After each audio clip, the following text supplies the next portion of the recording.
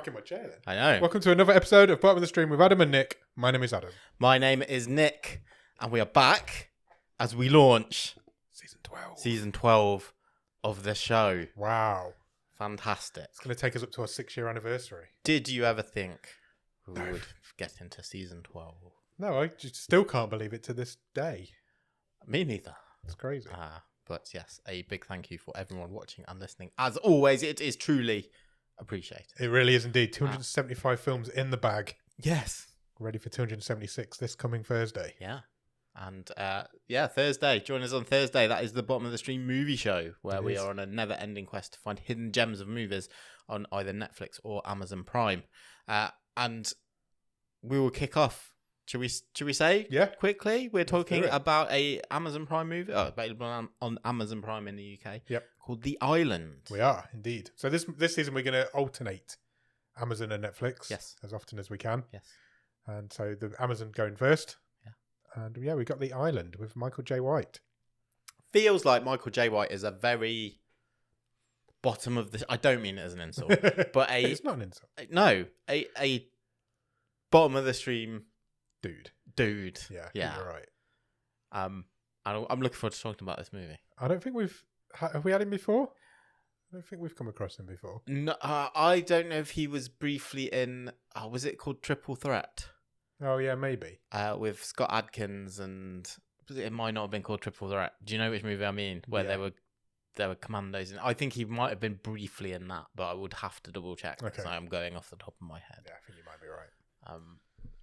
Okay. But he will be in this movie on Thursday, so you've still got time to go and watch The Island. Go and watch The Island. It's from 2023. It's not the one with Ewan McGregor in. No, there's a lot of movies called The Island. It's 2023 and Michael J. White is your main guy. Yes. It's on Amazon Prime. Go and watch it, and we'll be back on Thursday on our podcast to talk about it and let you know what we thought of it. And we'll start our new stream table. Yes, and I do have something that I noticed about this movie. Okay. That I have... It did inspire a little game that we're going to play at the end of this episode. Sweet. So we will go all around and join back up with that road. Full circle. For the end of the episode. Like, look at you forward teasing. I know. Proper presenter. But we are here on this show to go through news, movie news, streaming news. Netlix stuff. Bit of chat. Just catch up. Yeah. How have you been? Good. Yeah? Yeah. Good. You sounded shocked that I'd asked. Well, shocked that you asked. No, I was shocked that I'm good. Both. Yeah, I'm good. I've been a reasonably quiet week. Yeah, I've had a bit of a quiet week. But yeah, I'm good. I'm looking forward to doing it. Good. Me too. We're on the road. I don't know if you noticed this. I put this in the description to the episodes last week. Right. We are on the road to be first podcast to 1 billion downloads. We are. We're on that road. It's possible. We're early on the road, but we're on the road. So, no podcast ever done that? I don't think so. Okay. 1 billion's a lot. 1 billion is a lot. Yeah. It's a lot more than 1 million. It really is. I'd take that as well. But look, you've got to aim high. What can you say?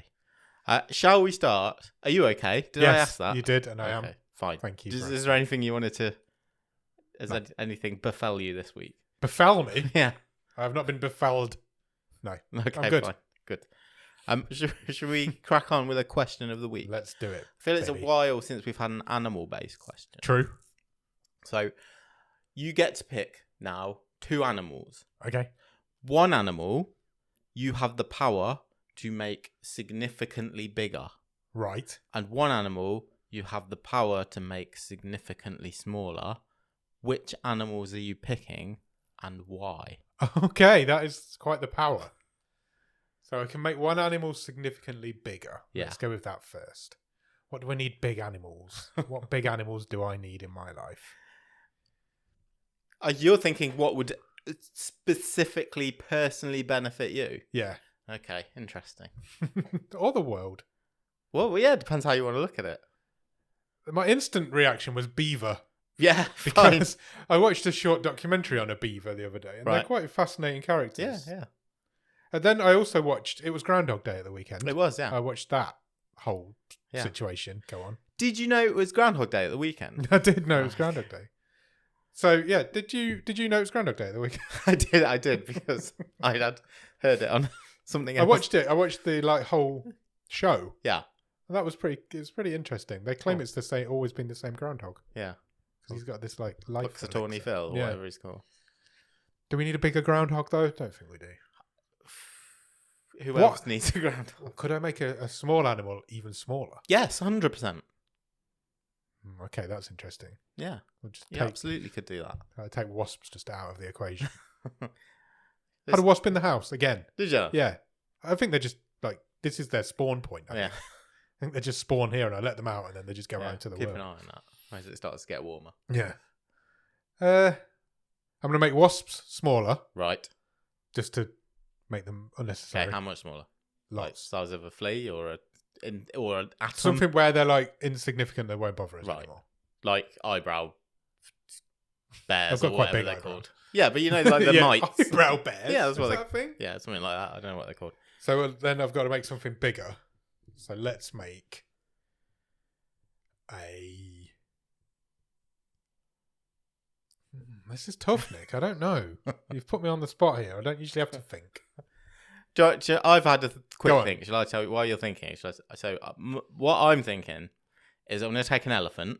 Yeah. And make it bigger. No. I'm going to take an elephant and make it smaller. Right. Like the size of a rat.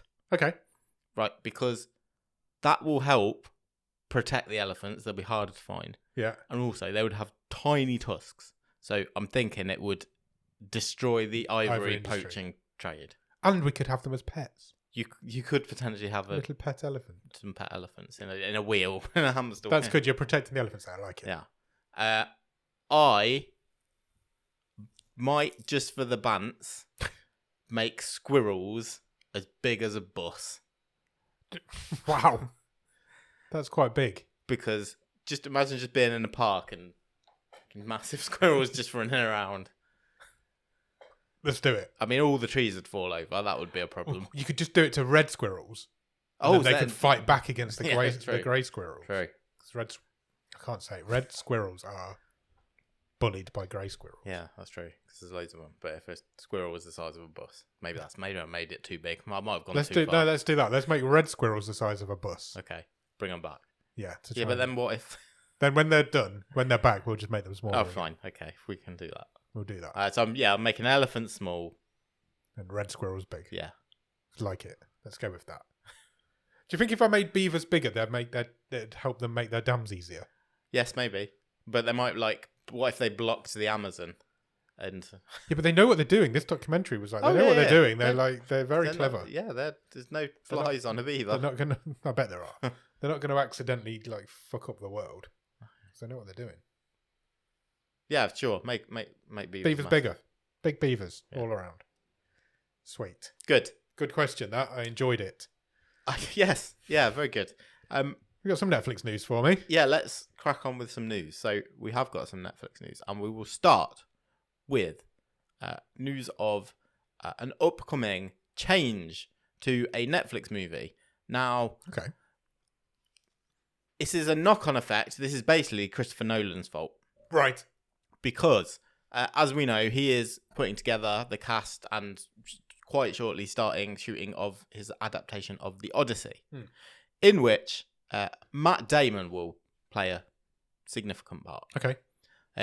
Because of this, Matt Damon has had to drop out of the upcoming Netflix thriller Animals. Right.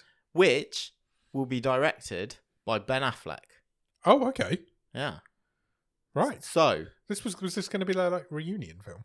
Yeah, they've got another project in gestation with Netflix, which is called R.I.P. I think. Okay. But they're both starring in that. This was going to be Affleck directing Damon. But because of these scheduling conflicts, it's not going to happen. So guess who Ben Affleck has got in to replace Matt Damon? Oh, who's your Matt Damon substitute? Mark Wahlberg. No, I suppose that's not a million miles away. I always think of those two as the same person. He has hired Ben Affleck. I love Ben Affleck. I love Ben Affleck's ego. Fair. So he will direct and now star in Animals for Netflix. he has also signed up Gillian Anderson. Oh. For this.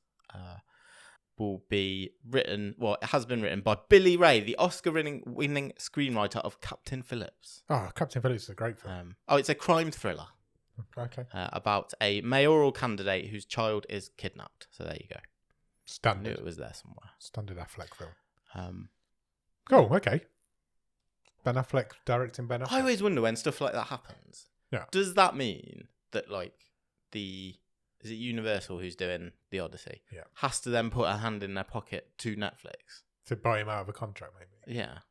If he signed, maybe he hadn't signed one. I don't know. Yeah, possibly. But, yeah. Interesting. Yeah, I'd like to know sort of how that works behind the scenes. Inner workings. Having had a taste of the Netflix Wonga, yes, someone who has signed up after shortly his first ever collaboration with Netflix will be released. Okay, has signed up for his next project, also with Netflix, and that is none other than Robert De Niro. Right. Fresh off, or he will be fresh off, his the upcoming Netflix TV show. Which I've seen the trailer. It looks good. Does it? Yeah, I've seen the trailer for it. We talked about it last week. Well, I can't remember what it's called. We did. I can't remember off the top of my head. But he has signed up for a movie this time with Netflix. Okay. Called The Whisper Man.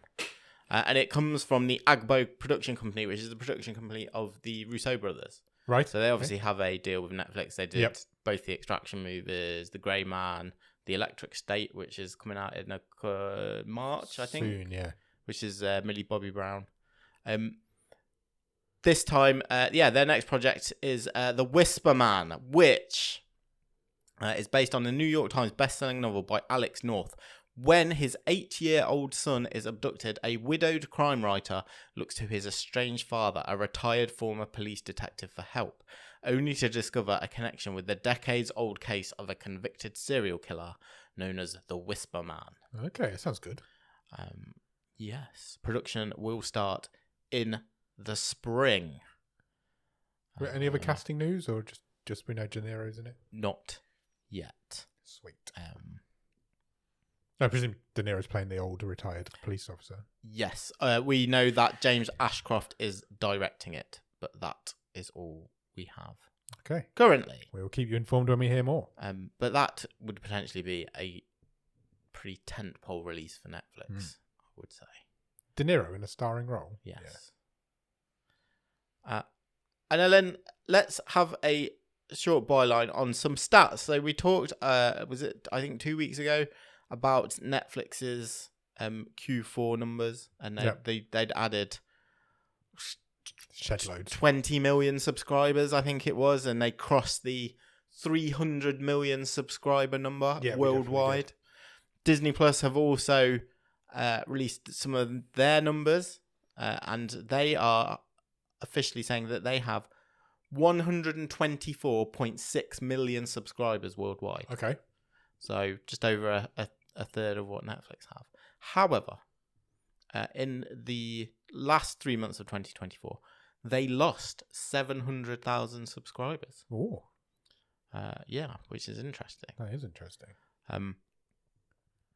They are also predicting a modest decline in the first 3 months of 2025. Wow. As well. We don't seem to talk about Disney Plus as much as we used to. They don't seem to have as much new stuff or original stuff maybe coming out about at the minute. Yeah, I always find it interesting that obviously because we get it slightly different because we also get a lot of the Hulu stuff, don't we, in this country, or what's on Hulu in the States and on Disney Plus. But a lot of that stuff seems to, I don't know whether it's because I've got the profile that's also used for watching a lot of kids stuff, but it seems to kind of sneak on some of that stuff. Yeah. But I agree. I don't feel like there's been a big... We don't seem to talk about it very sort much, of... So. This is going to Disney Plus. Maybe Shogun last year, but which I thought was amazing. But that was an FX show. Yeah. That over here is on Disney Plus. There was the kids... Just before Christmas, there was the... was it Skeleton Crew? Which is like... they reckon is the Star Wars version of Goonies with Jude Law. All right, okay. But even that didn't seem to get a huge push. I've never heard of it. So what always surprises me about Disney Plus is over here is that you'll really. I always think you really quickly get quite big movies. Yeah. Just again with not much fanfare, and there you go. There it is. Yeah. I think I said, didn't I, a few weeks ago? I watched the latest Alien movie. Yes, you did. It was just there. I was like, that's not old. A good point. So maybe it's more a marketing. Maybe it's just not. I don't know, because Netflix is so. This soon. This is coming soon. This is coming in 2 months. This is. But me and you we're actively looking for streaming news. Yeah. It's not like we're like waiting for it to find us. No. And we don't seem to report on Disney Plus as much as we do on anybody else. Yeah. So maybe they're not actively pushing it, and they're actively hiding it. I don't know if they're hiding it, but I mean, I suppose. I feel like if anybody should know, we should know. But Disney Plus is just a little bit of how Disney makes its billions upon billions upon billions of dollars. It's just a place for them to keep all of their films. Everything for Netflix, isn't it? True. So maybe that goes some way to explaining it. I'm not sure. Okay. It's just interesting. It is. Another thing that'll be interesting for UK viewers is where this show lands. Where does a lot of Peacock stuff that also can be Disney Plus? Yeah, it can be. Yeah. Possibly does some of it land on Sky as well? Yeah, I think. Sure. Because Peacock have commissioned a reboot. Okay. But it's a TV show reboot of a movie. Okay. From the 80s. Right. I would say lesser known Tom Hanks movie. Right. Do you remember The Burbs? I do remember The Burbs. It's him and Carrie Fisher. Yeah. They were a sort of a young couple, and they had really weird neighbours move next door who were a bit like Addams Family. Yeah. They thought they were killing people and all that. I was getting mixed up with Coneheads. Yes, which was Dan Aykroyd. Yeah, them two are kind of interchangeable in my mind. So The Burbs is getting a TV series adaptation. Okay. The 1989 movie, The Burbs. Tom Hanks isn't in this. No, that's a shame. This will be led. I would say strangely, but then I know this is someone who has really been trying to get into Hollywood for quite a while. Okay. But it will be led by Jack Whitehall. Interesting. Okay. Yeah. He has been cast as the lead in this. He will be joined by Julia Duffy, Paula Pell, Mark Proksch, who you might know from What We Do in the Shadows. All signed up as series regulars to The Burbs. Keke Palmer will also star and executive produce.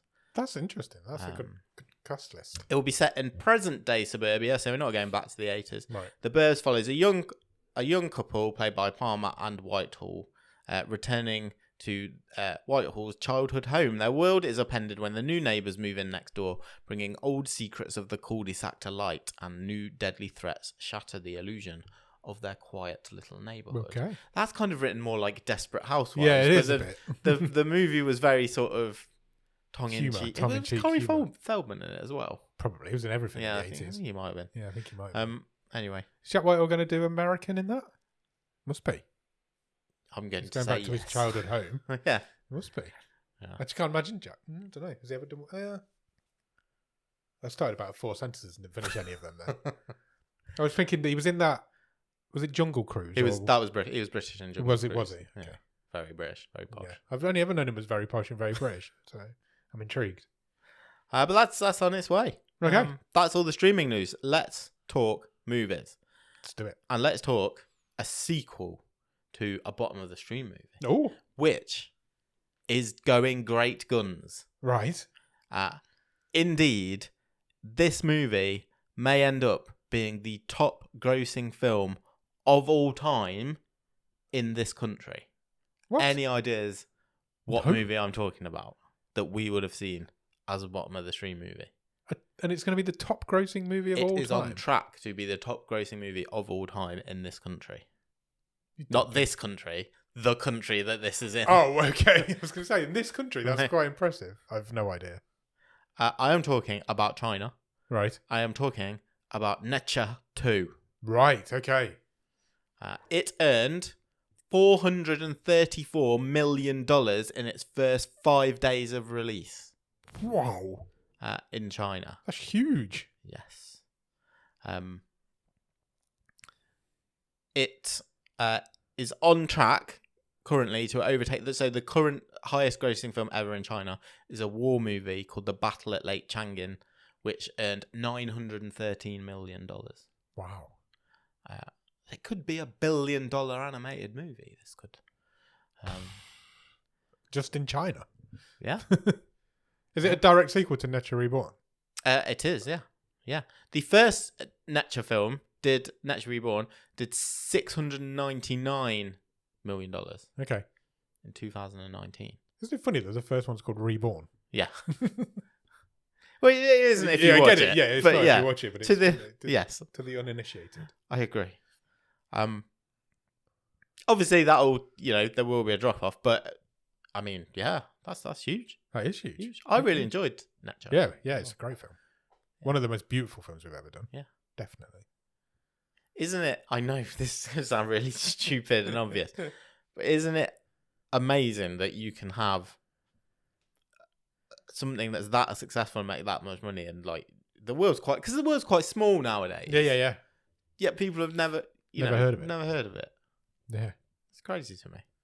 It is. I wonder if it'll get like a worldwide release, or it'll just drop onto a streamer somewhere. Yeah, that would be interesting. Keep an eye on. Yeah. Okay. Cool. So, I didn't know these two were related, let alone sisters news. Right. Okay. You're going to blow my mind here? Well, no, because it's probably really obvious, and I just never put two and two together. Real life sisters Kate and Rooney Mara have signed up. I didn't know that either. Me neither. To play sisters in the new movie from Werner Herzog. Oh, okay. It might be the best movie title I've heard for a long time. Right, I'm excited. But before I tell you the title, I will tell you. So obviously Herzog will write and direct the film, going into production in spring in Ireland and Slovenia. Okay. It is a movie based on a true story of inseparable twin sisters, Joan and Jean, who live on the fringes of society. It's the first time these two have ever worked together. Yeah. I had no idea they were sisters. I didn't. Rooney Mara, obviously a 2-time Oscar nominee. Yeah. The movie is called Bucking Fasted. Nice. That does sound like an Irish movie. Yeah. No more cast yet announced, but yeah. I mean, it's not often Werner Herzog does a movie anymore, and like I say, I had no idea those two were sisters. I don't even know why I've never thought of it before. Same. It's got a common surname, isn't it? And you're just like, oh, okay. I wonder how many other sisters are out there that we didn't know about. Who knows? Who knows?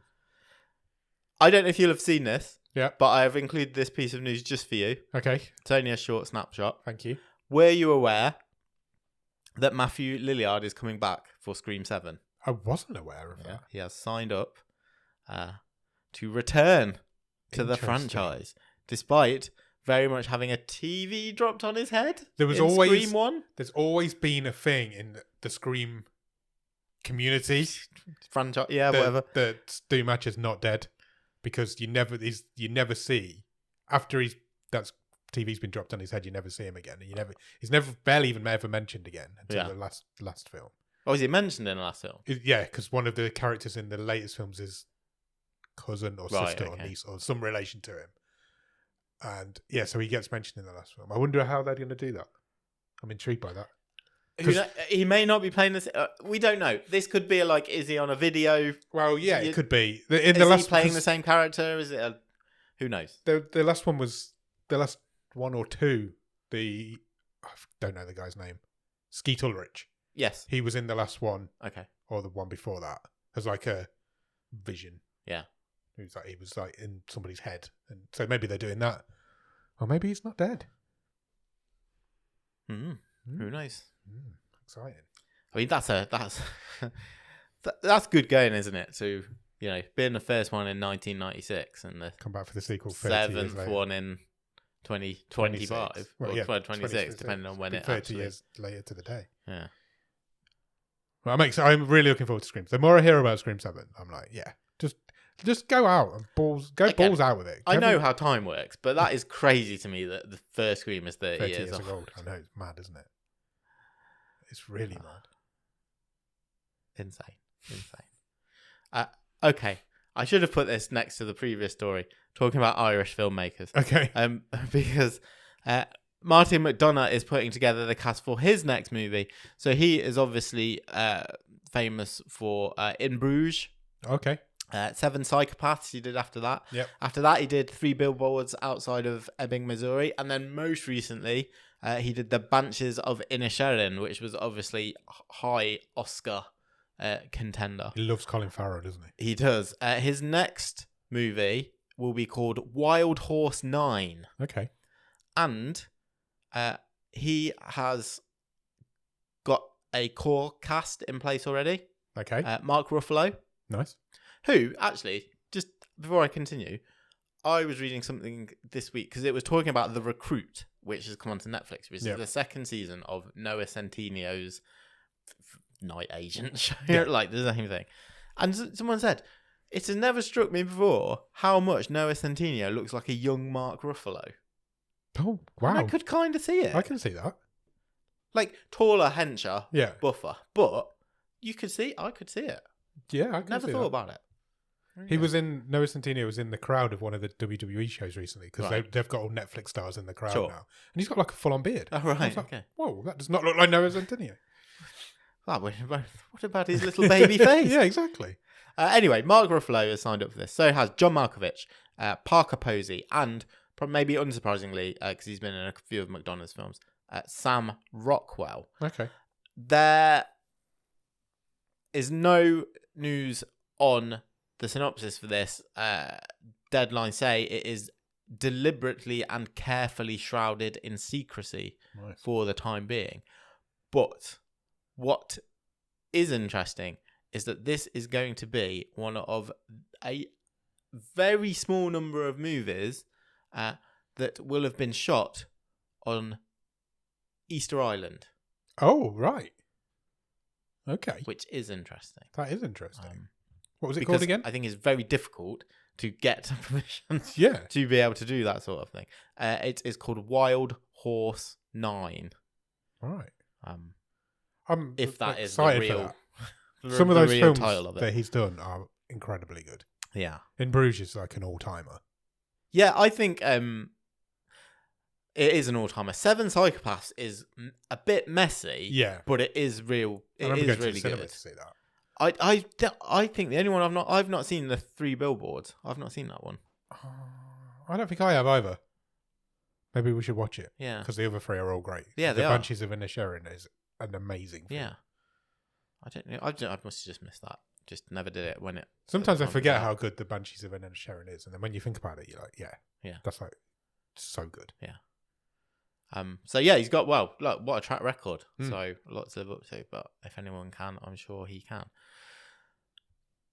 I'm gonna give you a blast from the past. Okay. A guy who we used to talk about all the time, and we have not uttered his name for, I would say, over a year. Okay. That man. Jeremy Saulnier. No. Mason that man. Blair. No. Alexander Skarsgård. No. Okay. That man is former Netflix head of movies, Scott Stuber. Scott Stuber used to come up all the time. Because he left, if you remember. He did.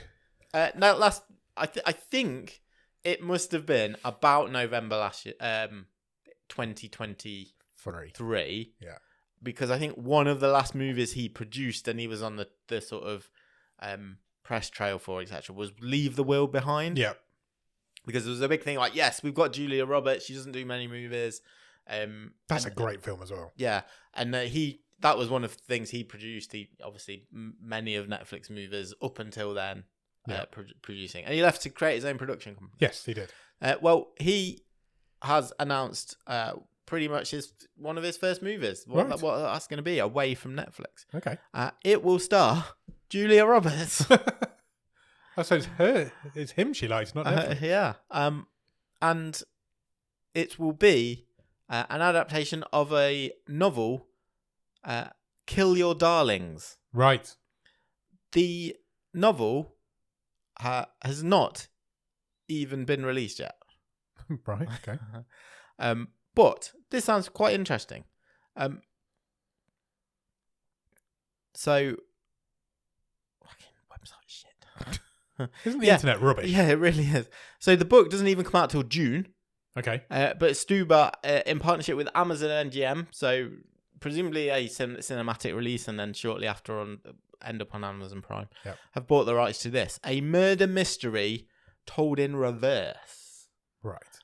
The book centres on Tom and Wendy Graves, a couple married for over 25 years who appear to have a picture-perfect life, but beneath the surface, they harbour a shocking secret. The story moves backwards through time to witness key moments from the couple's lives. Their 50th birthday party, then buying their home, the birth of their children, the mysterious death of a work colleague, all painting a portrait of a marriage defined by a single terrible act they plotted together many years ago. Oh, I like the sound of that. Yeah. Interesting concept. Yeah, I like the sound of that. So you see everything you see unraveling, the aftermath of it, and then you find out why what happened as time goes backwards. And presumably they youngify all the stars. I feel like Julia Roberts wouldn't need much touching up. No, do not digitally speaking. How old is Julia Roberts? I'm gonna say 61. Yeah, that what you're going for? Yes. 57. Really? You did a dirty. Oh, a little bit out there. I feel like we need like an AI co-host that we can just ask questions like that too. Yeah. I might try and dig one up. Yeah. But that sounds interesting. Okay, yeah, it does. Stuber leaves the Netflix umbrella. I might try and get hold of the novel. You can in June. Can? In June. Do what I want. Yeah. Kill your darlings. Okay. I will forget about it as soon as we finish recording. And the last piece of news. Yeah. Is a new horror film. Okay. Coming from the producers of Longlegs and M3 Gan. M3 Yeah. Which will star man of the moment, Ki-Hye Kwan. Okay. And also Lily Reinhardt. They will star. They have signed up to star in Bad Boy. Right. It's a movie about a dog. It's a horror movie that charts a young woman's fight to escape a deadly serial killer, but the whole thing is seen through the eyes of a faithful dog. Okay. Interesting idea. Yes. The dog being the dog of said serial killer. Apparently. Casting is in process for the canine. But yes, this is up for grabs, in fact, at the upcoming, I think it's the Toronto Film Festival. Yeah. Berlin. Okay. The Berlin Film Festival. You could bid on this one. The full synopsis says, Gary is a good boy who loves his new owner, Cameron, played by Ki-Hye Kwan. He gets treats and belly rubs and life is great.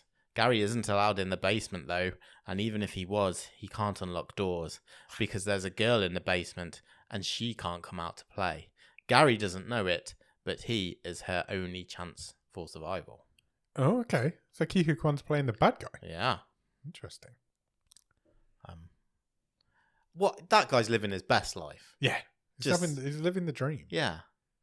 Seems to be picking some really interesting projects. Yeah, you've got it there, haven't you? Yeah. So just go out and do the interesting stuff. Yeah. I've seen him doing some fight choreography the other day, so he must have some sort of action film coming out. Okay. So he was being interviewed, and then it kept cutting to clips of him do it. But I wasn't. It was a video that was on, but I wasn't watching. I can't remember what it's called. Yeah, he's an assassin in a film that's about to come out. Okay. For the life of me, can't remember what it's called. I can't remember how I was watching this video without listening to this video, but it was on somewhere. Okay. Cool. Okay. That's all the news. Good news. Well done. Have you watched anything good at the top of the stream? I think I've literally watched one thing. Okay. Which is a movie on Amazon Prime. Right. And it was a Saturday night movie. Yeah. Rom-com. I guess rom-com. It was called You're Cordially Invited. Oh, I've seen the trailer for this. Yes. Starring Will Ferrell. Yep. Reese Witherspoon. Yep. And of this parish, Geraldine Viswanthan. Yes. And Jack McBrae is in it. There's a few cameos. There's a Jonas brother in it at one point. Which one? Nick. Okay. It's the only one I know. Yes, let's say that. Same one who was in Jumanji. Nick. Yes. Correct. Do you know what? It's all right for this sort of thing. Really? I think I had quite a low expectation, and my expectations were surpassed. So can I ask for much more than that? No. I do like Will Ferrell. Yeah. And so that goes quite a long way with me. His chemistry with Reese Witherspoon was really good. Right. As they were sort of butting heads. Basically, what's the premise? Basically, they have both. So Reese Witherspoon is looking after her sister's wedding. Yeah. Will Ferrell is looking after his daughter's wedding. And different weddings. Yes. Yeah. And through various mishaps, the venue has been double booked on this island that is very small and can only have one wedding a weekend. Right.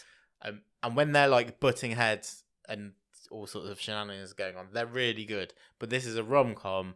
And at the end, they kind of get together, and they're a bit less convincing as a I don't see those two as a couple, but they're very good as when they're sort of It's a nitpick, but they should have just become friends at the end, rather boning. But they're really likable. They're two likable leads, reliable. Geraldine Viswanathan's brilliant in it. Really? Like she plays Will Ferrell's daughter, and she absolutely holds her own with him, and sort of sparring and a few bits that they do together.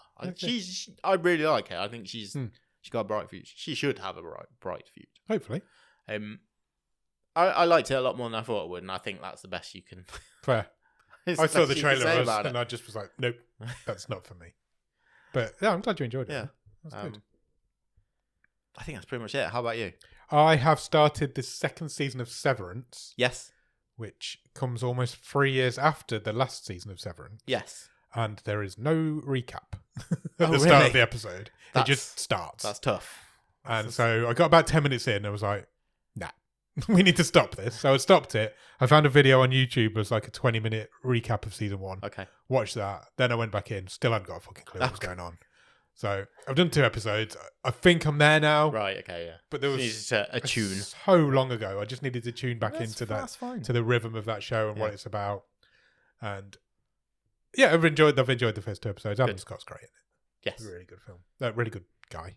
Nice guy. Nice guy, Adam Scott. I think that's all I've watched, though. It's been a busy, hectic week again. We did have a watch-along on Sunday night. Yes, we did. We do that the first Sunday of every month. Yeah. We watched Frankenhooker. Yes, we did. An 80s movie. Yeah. From the 80s. I can't remember. I would say, again, similarly to You're Cordially Invited. Yeah. Much better than I thought it was going to be.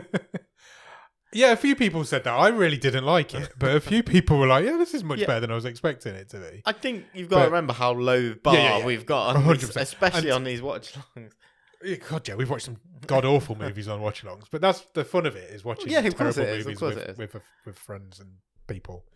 It's basically about a guy who's trying to bring his dead girlfriend back and makes her into like a Frankenstein's monster by blowing up loads of hookers. I would say relatively, it's quite a well-known cult film. Yeah, it is. Yeah, it is. Yeah. It's from the Full Moon Pictures, which are the same people who make Dollman and all that sort of thing.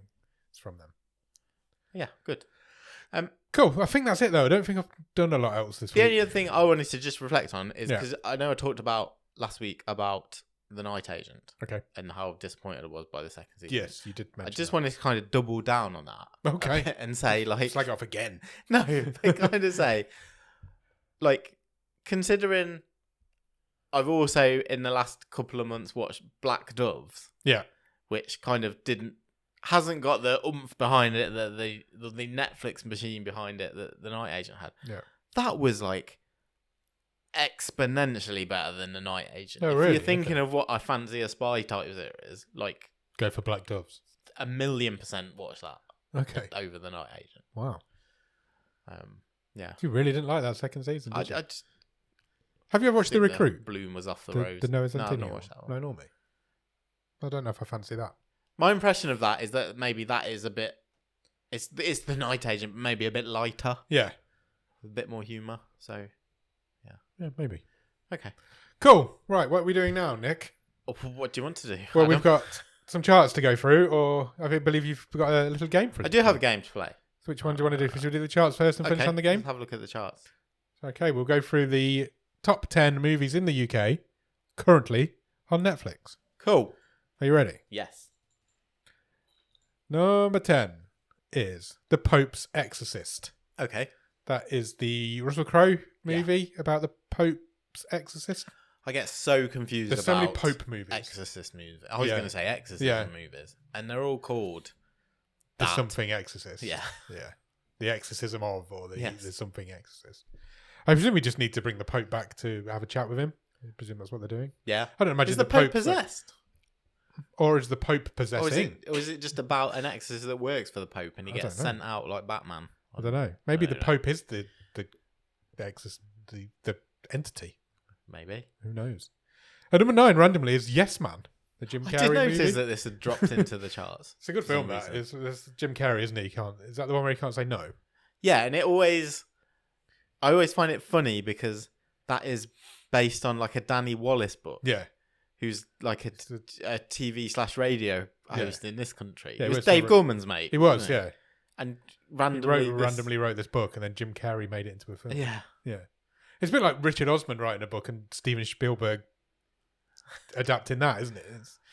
I would say less famous than Richard Osman. At the time, yeah, definitely. Yeah. It still is now, to be fair. And number 8 is Spider-Man Into the Spider-Verse. Yes. Is it children a thing at the moment?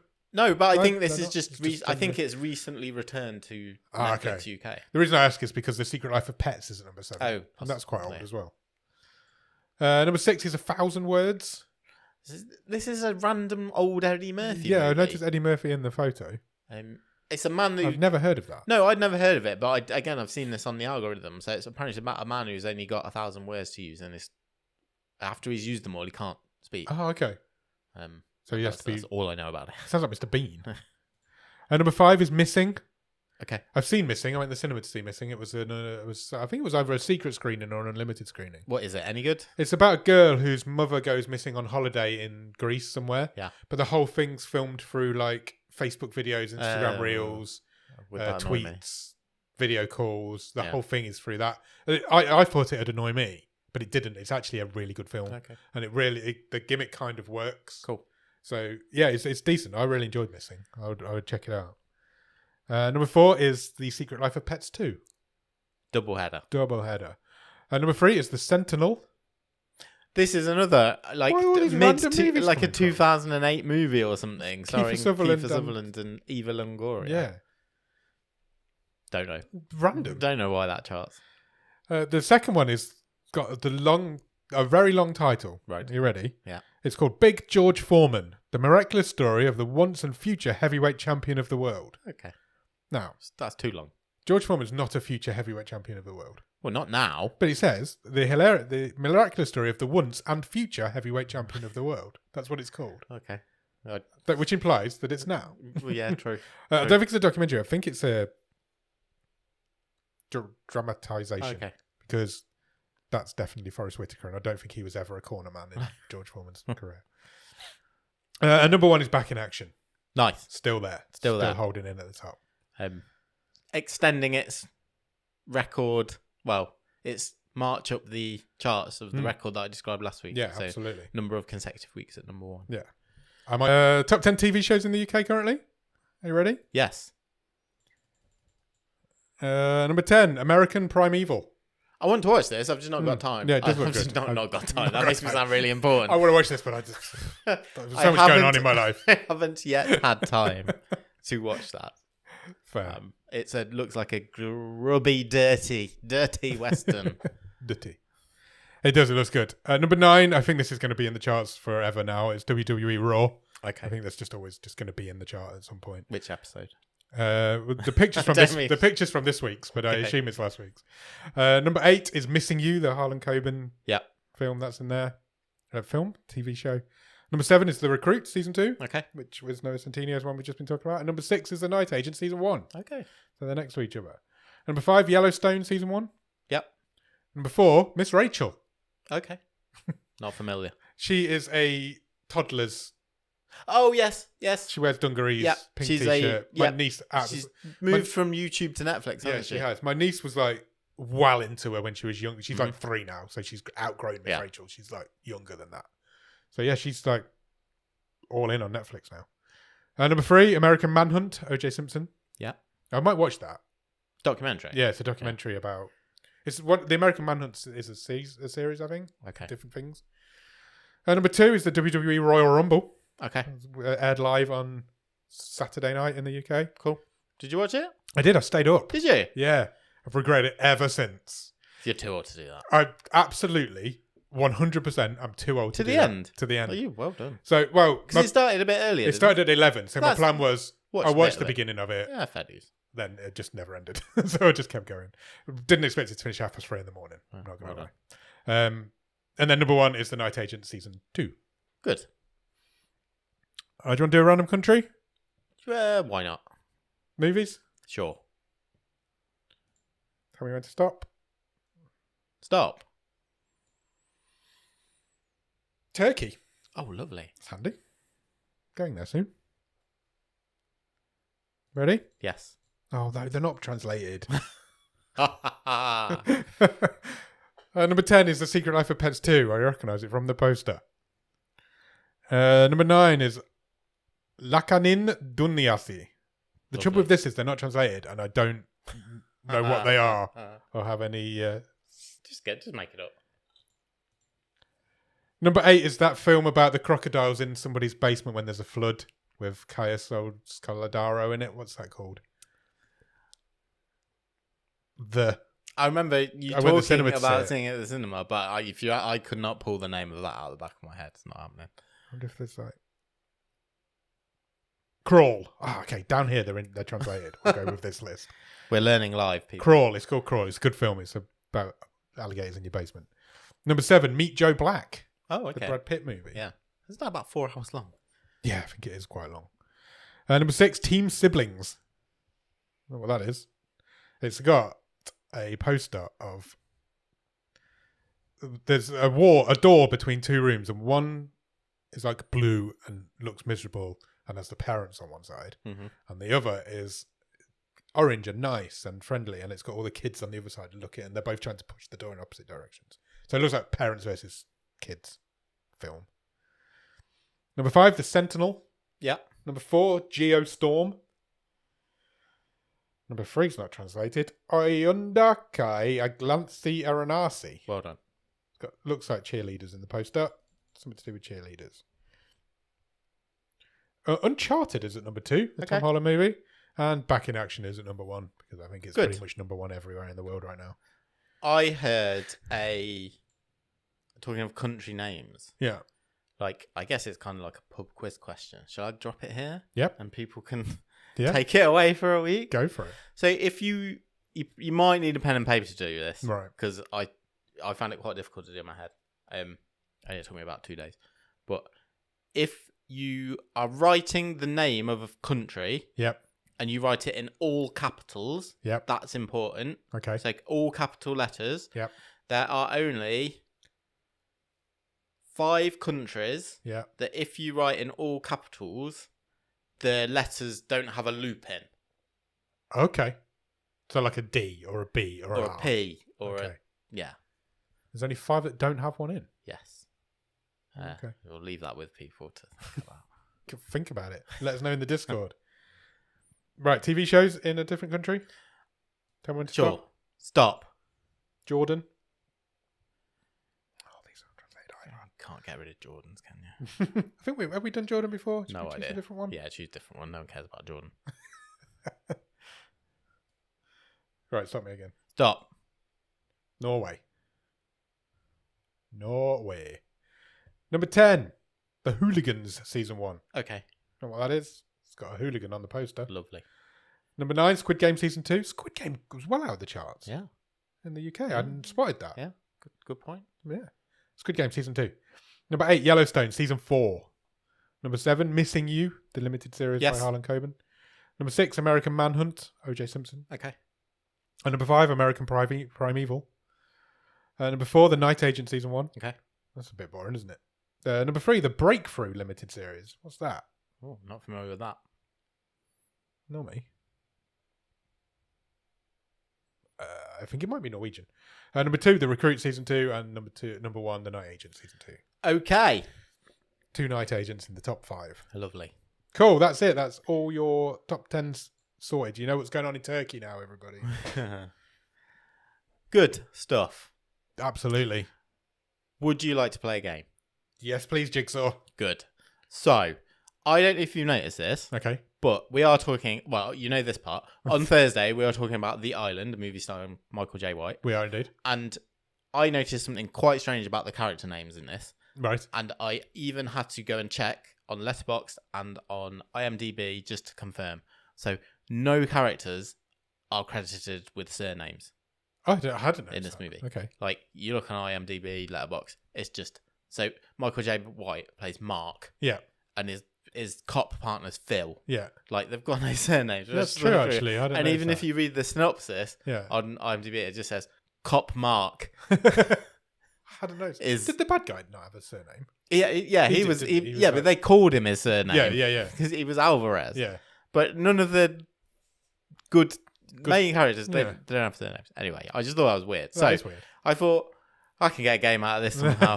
What are some of the most stupid names in movies? Love it. So I have a game which is simply called Name or Lame. I have 7 names, some of which, they're all stupid names, some of which are actual character names from movies, some of which are completely made up. Okay. I have 7, so you can see how many you get right. Let's do it. You just have to say it's a name or it's lame. Let's start with, are you ready? I'm ready as I'll ever be. Johnny Fallopian. Johnny Fallopian? Yeah. Do I get the movie that he's from or not? Just the name? No, you don't get that. Okay. It sounds real. I'm going real. It's lame. It's not real. It started with a lamer. I like it as a name. Johnny Fallopian. Okay. I thought maybe it was like Johnny Fallopian or something and you just... No. Ready for the next one? Yeah. Professor PP Diarrhea Stain Poopy Pants Esquire. Oh, that sounds like something out of a Ben Stiller movie or an Adam Sandler movie or something. Say it again. Professor PP Diarrhea Stain Poopy Pants Esquire. That's real. It is real. Yeah. It is from Captain Underpants' first epic movie. Okay, fair. Good name, though. I like it. Cypher Rage. Cypher Rage? Yeah. That's a great name. Real. It's not even spelled how you would expect it to spell. It is real. It is Will Smith in After Earth. Oh, really? Which is the movie he did with the kid. I think it's a M. Night Shyamalan movie. He played a younger version of him. He was de-aged in it, wasn't it? It was him and a de-aged version of him. Yeah. Because he was like, was he a clone? No, I thought it was the one when he was left on Earth and his kid was in it with him. Is it not that one? I thought that was After Earth. It might be. What's the one where he's cloned and... Is that Omega Man? Gemini Man? I don't know. That's Gemini Man. You're right. Okay. All right. Well, you've got 2 right, 1 wrong. That's fine. Next one is Coal Trickle. Coal? Yeah. Trickle. Yes. Coal Trickle. No, you've made that up. I have not. Have you not? That is Tom Cruise's character in Days of Thunder. It is Coal Trickle? Yes. Wow. The NASCAR driver. I love that one. That's better than Johnny Fallopian. Yeah. You're 2 for 2. 2 and 2. No, you're not 2 for 2. You're no, 2 and 2. 2 and 2. 2 for 4. Yeah, fine. Biff Sausage. Biff Sausage is a real name. No, it's false. What movie is Biff Sausage in? I don't know. What was this? What was the Sausage Party? Oh, I didn't like that movie. Could have been. I hated Sausage Party. It's so really bad. Stupid. Carl Spackler. No, that sounds real. That sounds like... Yeah, that's real. It is. It's Bill Murray's character in Caddyshack. Okay. So you're 3 and 3. 3 and 3. Yeah. This is for the win. Oh, decider. Meatball Bong Water. Meatball Bong Water? Oh, you see, that sounds... You know all these, like, stoner movies? Yeah. It doesn't sound like something real. No, it's false. Oh, that doesn't sound like something you'd make up. I said at that point I was just putting 2 words together. I think but what meatball and bong water? If you say them right well enough, then It sounds like a name. I'm proud of you for making up Johnny Fallopian. I like that. Gutted. That was a fun game, though. I enjoyed that very much. Anything can be a name. True, it can. Yeah, absolutely can. Anyway, find out some less interesting names. Come and see what happens with Mark and Phil and Nate on Thursday's movie show. What we're doing again? The Island. It's on Amazon Prime in the UK. It's got Michael J. White in it. We'll be back on Thursday for our podcast episode on that. They're not available on YouTube. It's just available as a podcast. Go and find it. Just search for Bottom of the Stream wherever you want to be. And you will find it. And we will see you then. We will. It's goodbye from Adam, Nick, and Meatball Bongwater. Yeah, and Johnny Philharmonic. Yeah. Not Johnny Philharmonic. Johnny Fallopian. It's also a good name. Maybe we were talking about having an AI co-host. Yeah. That can be Johnny Fallopian. We say, hey, Johnny. It's fine. Google this for us. Cheers. Cheers. Bye.